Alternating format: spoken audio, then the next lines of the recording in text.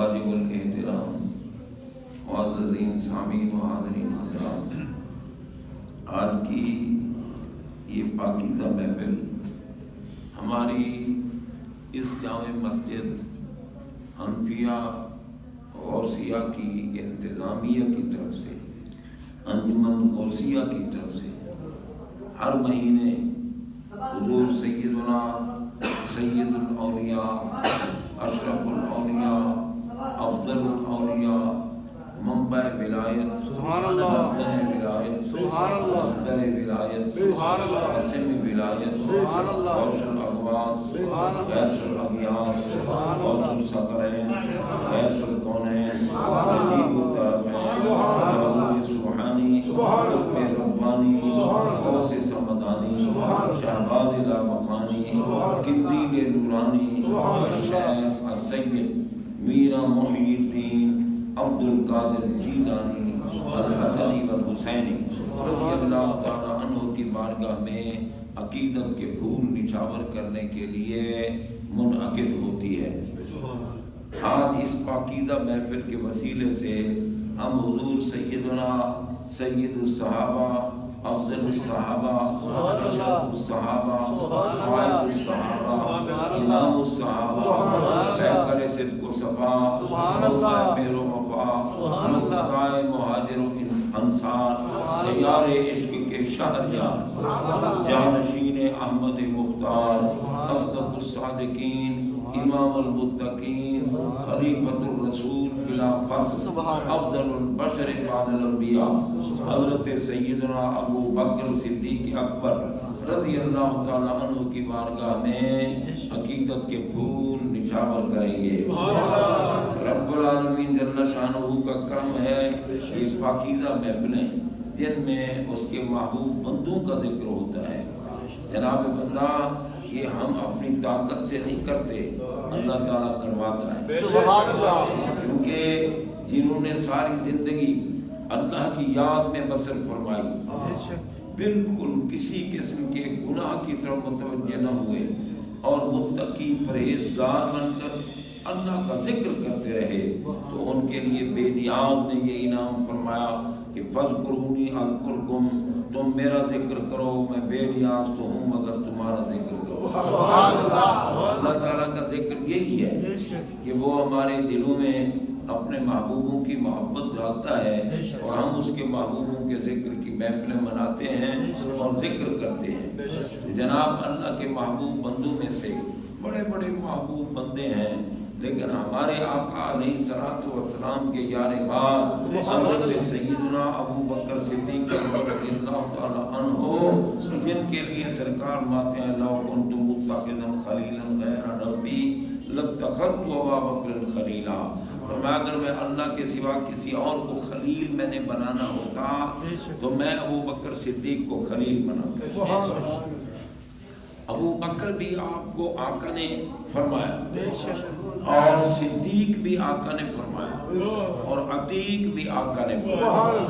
تو جناب بندہ ابو بکر کہتے ہیں اولیت والے، جو ہر اعتبار سے اولیت والا ہو، ایمان لانے میں اول، آپ دیکھیں ایمان لانے میں اول اور ہجرت فرمانے میں اول، مدینہ منورہ میں داخل ہونے میں اول، یہ امتیوں کی بات ہو رہی ہے۔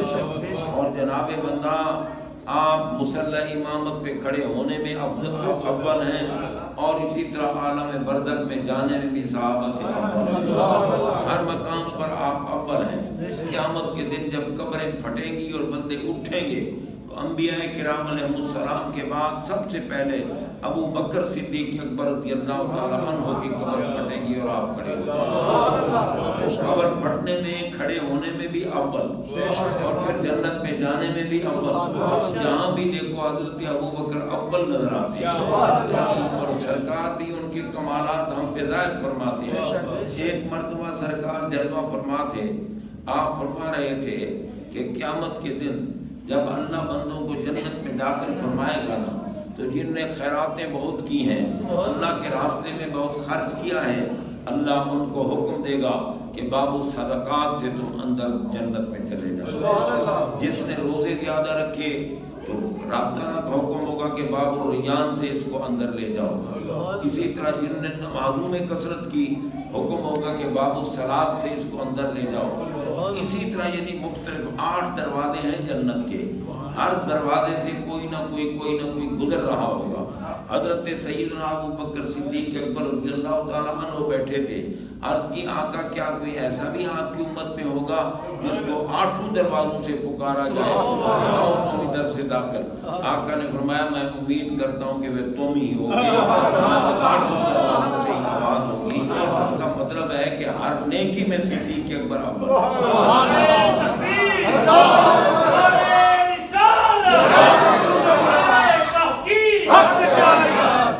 جب غزوہ تبوک کے موقع پر حضور علیہ الصلوۃ والسلام نے اعلان فرمایا نا، حکم دیا.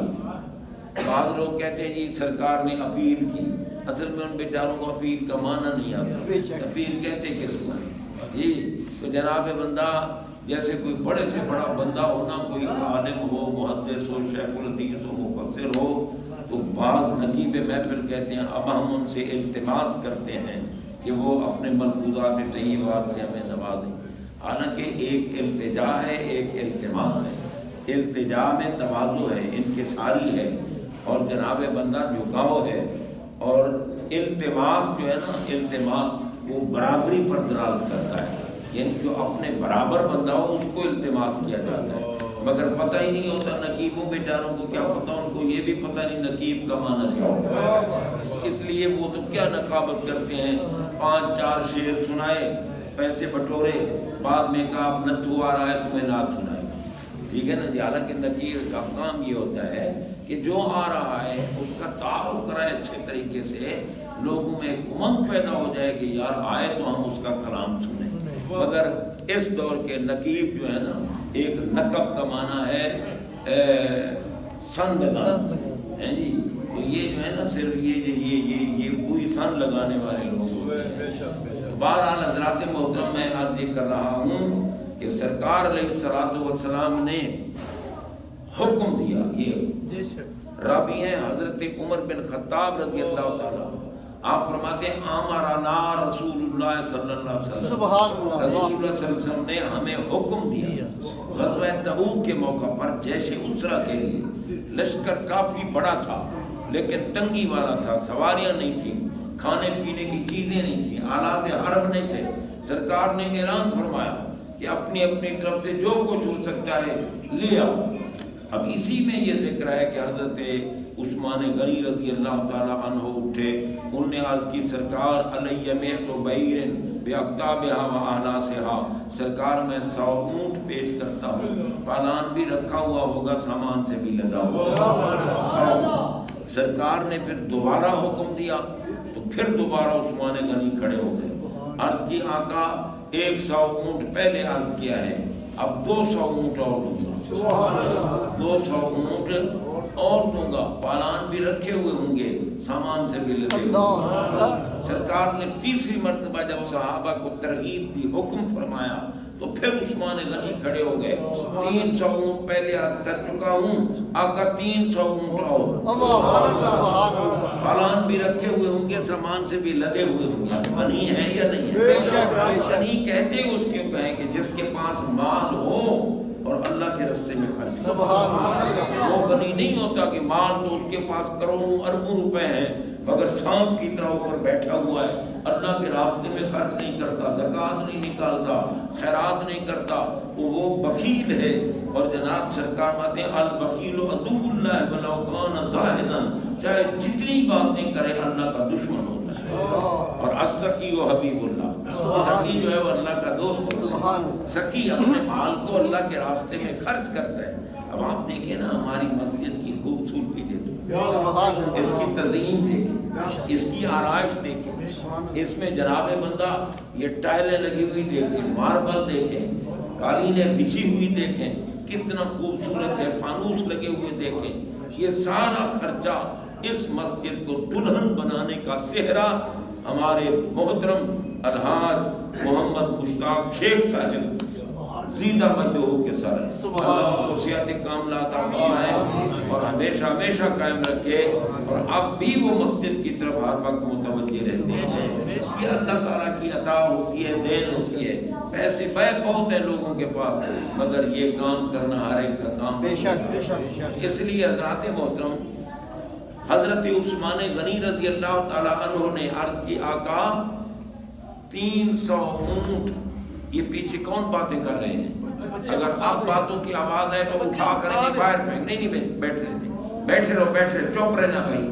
اور پھر کون دیوانہ اٹھا، یار میں ان کو چپ کرا رہا ہوں، تو چپ کرو بس۔ یہ نہیں کہ ان کو چپ کرانے کے لیے تم شور مچانا شروع کر دو کہ بچوں چپ کرو، چپ کرو، نہیں، ان کو چپ کراؤ۔ اگر چپ کرتے ہیں تو ٹھیک، وہ دیکھو نا ادھر جا کے وہ کونے میں، یہ تمہارے قریب نہیں، کونے میں، ادھر جاؤ کونے میں، ان کے کانوں سے پکڑ کر مسجد سے باہر لے جاؤ، یہ شور مچا رہے ہیں۔ تو حضرات محترم غور کیجیے، میں یہ عرض کرتا ہوں کہ جب آپ نے تیسری مرتبہ حکم دیا تو 300 اونٹ اور اب 600 اونٹ بمائے پالان بمائے سامان کا اعلان کر دیا۔ حضرت عثمان غنی رضی اللہ تعالیٰ عنہ نے جب لائے نا تو 950 اونٹ لائے، 950 اونٹ لائے، 50 گھوڑے لائے جو تبوک تک چل سکتے تھے، سامان اٹھا کر دوڑ سکتے تھے۔ تبوک مدینہ منورہ سے 700 کلومیٹر کے فاصلے پر ہے۔ تو جناب بندہ غور کیجئے، اسی موقع پر حضرت سیدنا عمر بن خطاب رضی اللہ تعالی عنہ فرماتے ہیں کہ اتفاقاً مال کچھ میرے پاس زیادہ تھا، تو میں نے دل میں سوچا کہ ہر معاملے میں نیکی کے میدان میں حضرت ابوبکر صدیق اکبر رضی اللہ تعالیٰ عنہ نمبر لے جاتے ہیں، آج میں اتنا مال لاؤں گا کہ صدیق اکبر سے بڑھ جاؤں گا، اور اس میں تو میں آج نمبر لے جاؤں گا۔ وہ کہتے ہیں میں نے دل میں یہ خیال کیا، مگر خیال کن کے سامنے کیا؟ جو سب کے دلوں کو پڑھ رہے ہیں، جو سب کے دلوں کو پڑھتے ہیں، جو سب کی نیتوں کو جانتے ہیں، جن سے کوئی چیز چھپی ہوئی نہیں۔ سر عرش پر ہے تیری گزر، دل فرش پر ہے تیری نظر، ملکوت و ملک میں کوئی شے نہیں موجود تجھ پہ عیاں نہیں۔ تو حضرات محترم فرماتے ہیں، حضرت عمر فرماتے ہیں میں گھر گیا اور مال لے کے آیا، سرکار کی بارگاہ میں پیش کر دیا۔ اتنے میں وہ رفیق نبوت بھی آ گیا، شاہد ہے جس کی مہر و وفا پر ہرا کہا، حضرت صدیق اکبر رضی اللہ تعالی عنہ آ گئے۔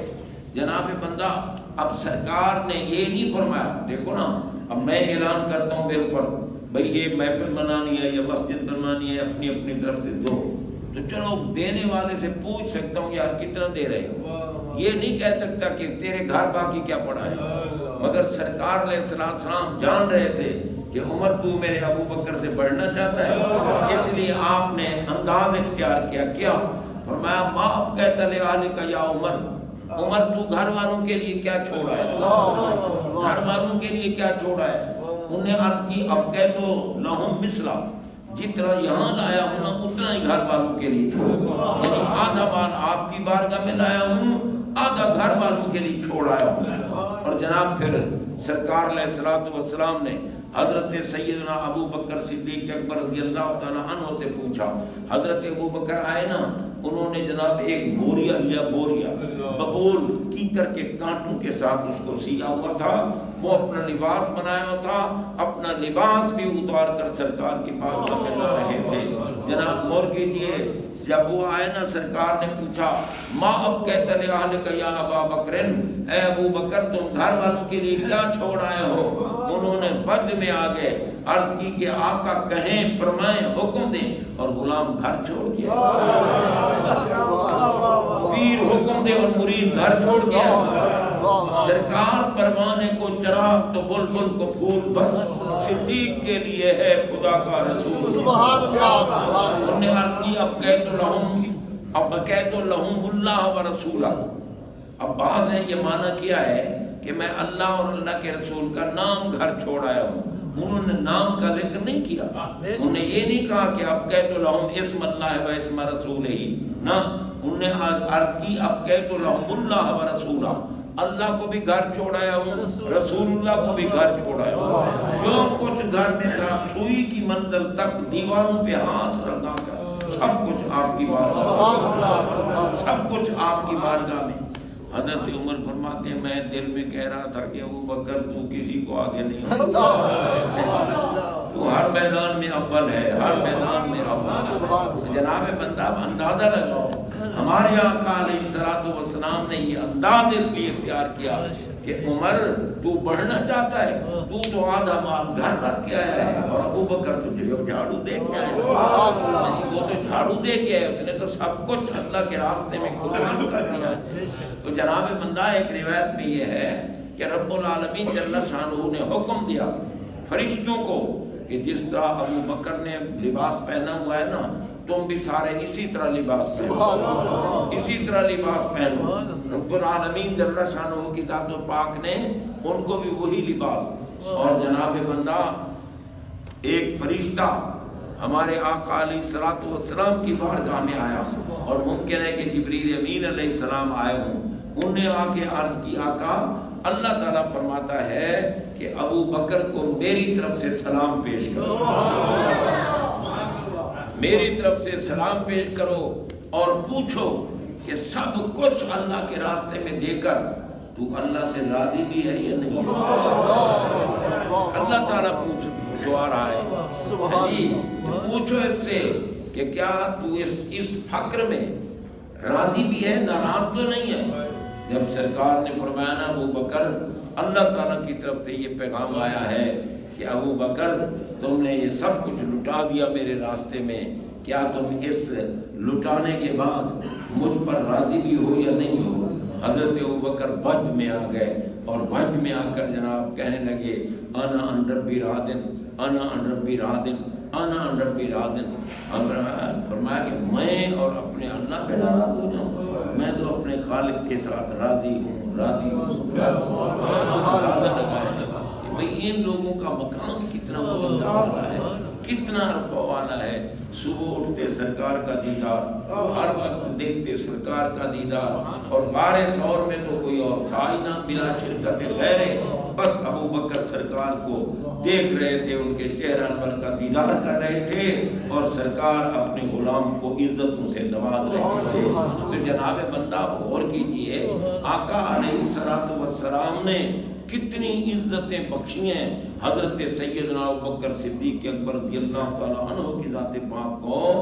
ایک مرتبہ حضرت مائی صاحبہ سیدہ طیبہ عالمہ عابدہ فقیہ زاہدہ محبوبہ محبوب خدا ام المؤمنین عائشہ صدیقہ رضی اللہ تعالیٰ عنہ، جن کے حجر پاک میں میرے آقا کا روضہ ہے، جس حجر پاک کے لیے آقا نے اعلان کیا ما بین بیتی و منبری روضۃ من ریاض الجنہ، میرے منبر اور میرے گھر کے درمیان یہ جو ٹکڑا ہے نا، یہ سارا جنت کا باغ ہے۔ یعنی اور محقق الاطلاق شاہ عبدالحق محدث دہلوی رحمۃ اللہ تعالیٰ نے لکھا ہے کہ یہ حکم نہیں کہ بھئی یہ جنت کا ٹکڑا ہے، باغ ہے، نہیں، اللہ نے جنت میں سے ایک ٹکڑا یہاں اتارا، اور اس میں حضرت سیدہ ام المومنین عائشہ صدیقہ رہتی تھی۔ سبحان اللہ! وہ دنیا میں بھی جنت میں رہتی تھی، تو آخرت میں کیا مقام؟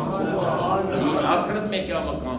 ہمارے آقا کا دیدار اگر کوئی کر لے تو اس کا مقام بلند ہو جاتا ہے، اور جو رات دن سرکار کے پاس ہیں جن کو قرب خاص حاصل ہو، اور سب سے پہلے حضرت سیدہ طیبہ خدیجۃ الکبریٰ رضی اللہ تعالی عنہا، جن کی ایک شہزادی کا نام ہے فاطمہ الزہرا۔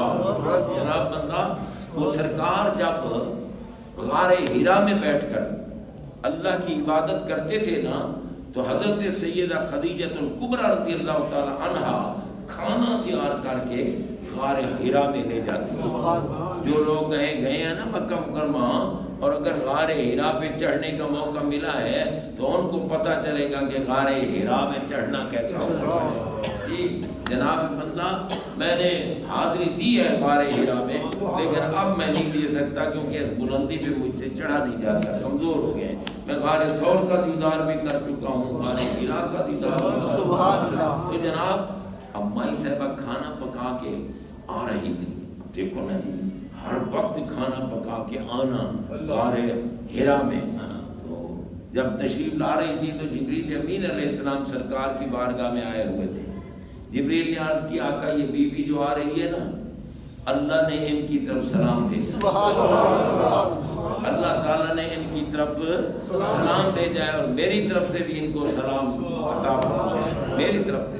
اور رب نے فرمایا ہے کہ ان کو یہ مبارک فرما دیں کہ ہم نے اس بی بی کے لیے جنت میں خولدار موتیوں کا محل تیار کیا ہوا ہے جس میں شور و شغب نہیں ہوگا، سکون ہی سکون. سبحان اللہ. ہم اندازہ لگائیں بھی یہ بشارت بھی آ گئی. جنت میں محل ہے آپ کا، جنت میں تو محل جس کے لیے بنا جائیں گی بھی وہ محل بسانے کے لیے بھی تو جائیں گی نا.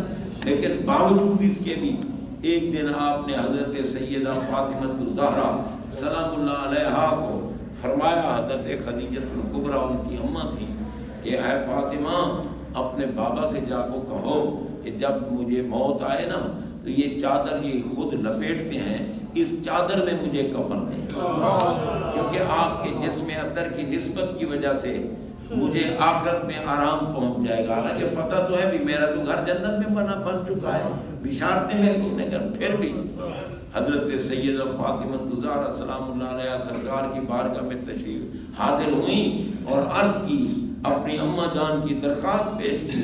سرکار میں نے پہلے ہی سوچا ہوا تھا کہ ان کو کفن میں اسی چادر میں.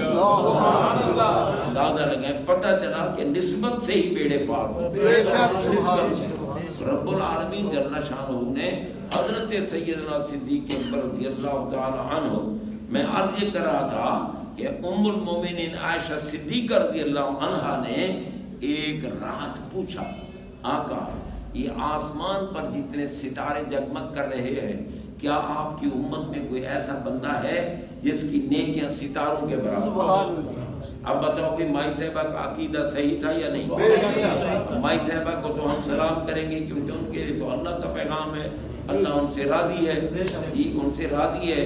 اور فرما بھی دیا کہ لستن کاحد من النساء، کوئی عورت ان کی مثل ہے بھی نہیں. تو جناب بندہ آپ اندازہ لگائیں، حضرت ام المومنین عائشہ صدیقہ رضی اللہ تعالی عنہا پوچھ رہی ہیں آپ کی امت میں کوئی ہے ایسا امتی؟ اب ان کا عقیدہ کیا تھا مائی صاحبہ کا؟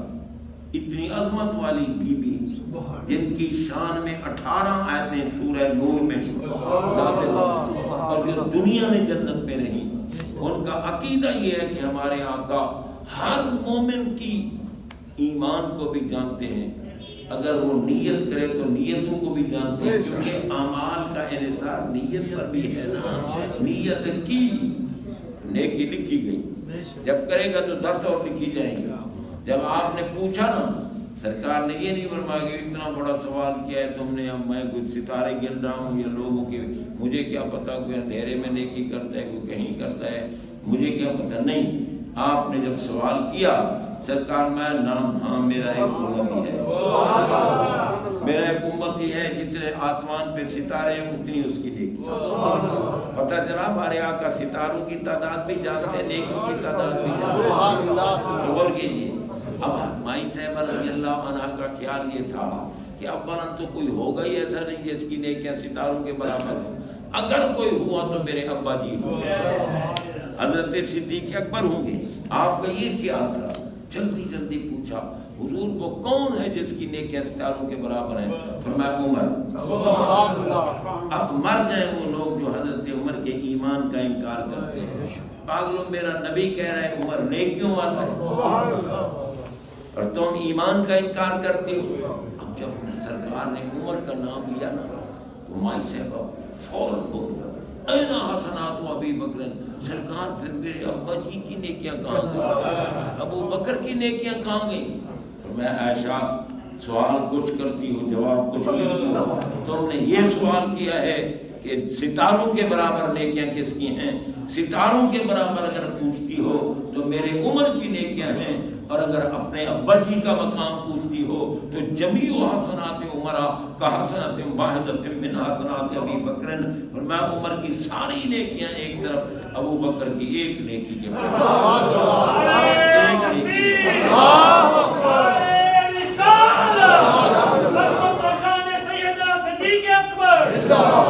حضرات محترم، رب العالمین جل شانہ کا کرم ہے، ہمیں اپنے پیاروں کا پیار عطا فرمایا ہے۔ اب چونکہ میری طبیعت ذرا ناساز ہو رہی ہے، اس لیے میں اسی پہ اکتفا کرتا ہوں۔ اللہ قبول و منظور فرمائے۔ آخر دعوانا ان الحمد للہ رب العالمین وما علیہ الا البلاغ۔